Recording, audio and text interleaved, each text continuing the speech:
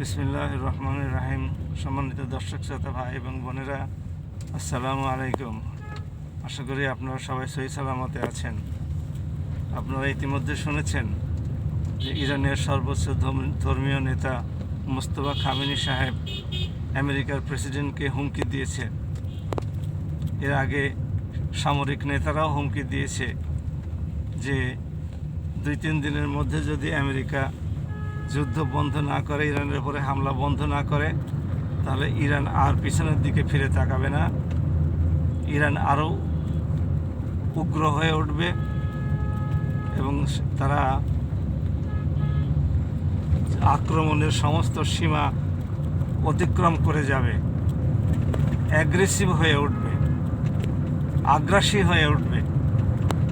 আর Mostafa Khamenei সাহেব বলেছেন আমেরিকার প্রেসিডেন্ট ট্রাম্পকে যে যদি ইরানের উপরে হামলা অব্যাহত থাকে, ইরানের অবকাঠামোগুলো ধ্বংস হতে থাকে, তাহলে আমেরিকাকে এমন শিক্ষা দেওয়া হবে যা আমেরিকানরা কোনোদিন ভুলবে না। কি আক্রমণ করা হবে ইরানের উপরে? ইন্টারকন্টিনেন্টাল ব্যালিস্টিক মিসাইল, ICBM যেটাকে বলে, এটা দিয়ে কি আমেরিকার মাটিতে হামলা করা হবে?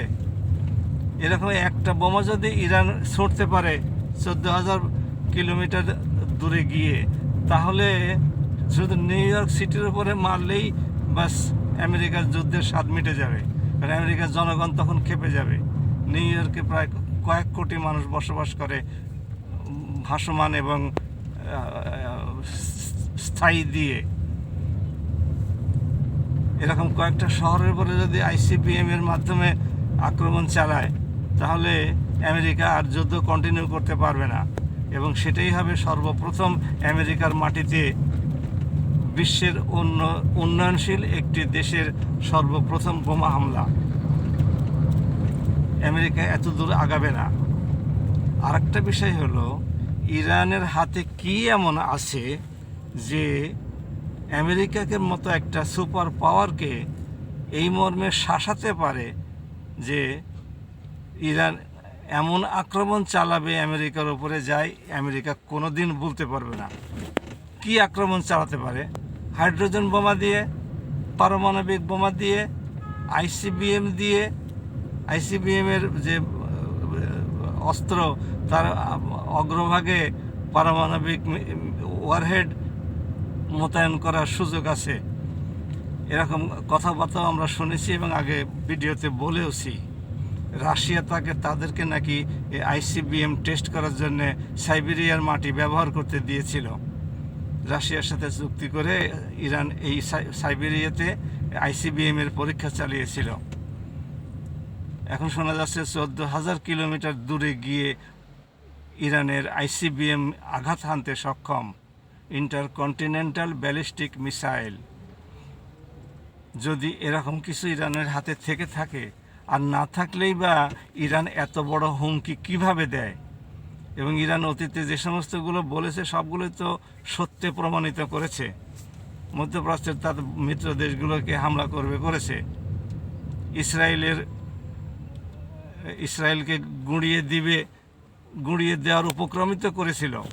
যুদ্ধ হাতে পায়ে ধরে যুদ্ধ বন্ধ না করলে এতদিন ইসরায়েলের অস্তিত্বই হয়তো বিপন্ন হতো।